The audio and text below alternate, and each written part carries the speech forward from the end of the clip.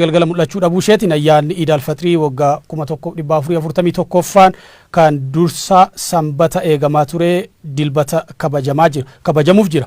Ayyaanni kun sababa dhibee COVID-19 haala duraan itti kabajamaa ture irraa karaa addaatiin kabajama jedhameetti eegamaa seenaan ji'a soomanaa fi ayyaana Iid al-Fitrii kan booda jiru maayidha guyyoo waariyoo waan qindeesse qaba.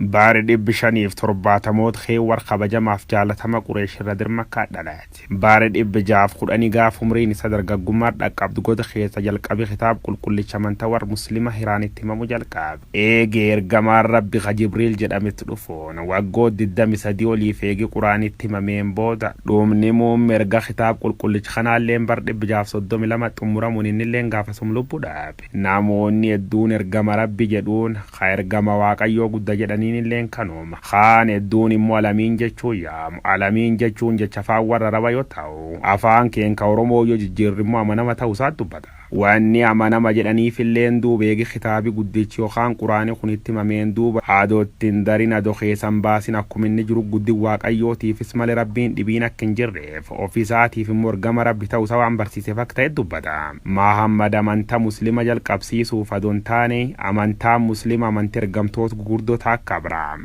Ibrahim, Muusaa isaaf ergamtoota dhibii haaromsuuf akka dhuf barsiisota amantawar muslima gurguddoo irra qaba.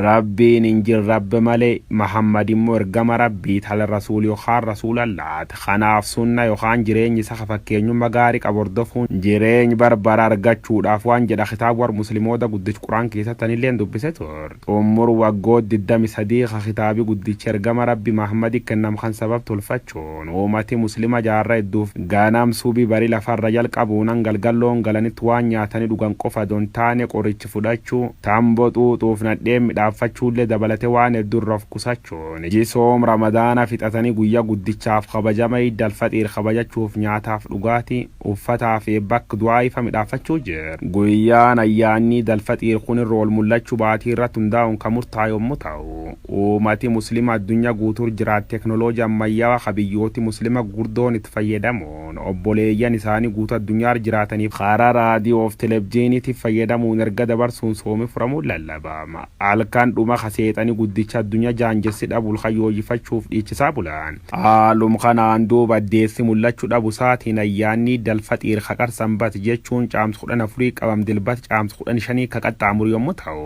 uummati islaamaa halkan jalbultii kan akka dansa gammachuun afaxxaruun akkuma lafti bariitee nama uffata waan qabetti keeyyachuun sirriitti qulqulleessanii faayamuun iddoo salaata dhaqanii rabbi galateef.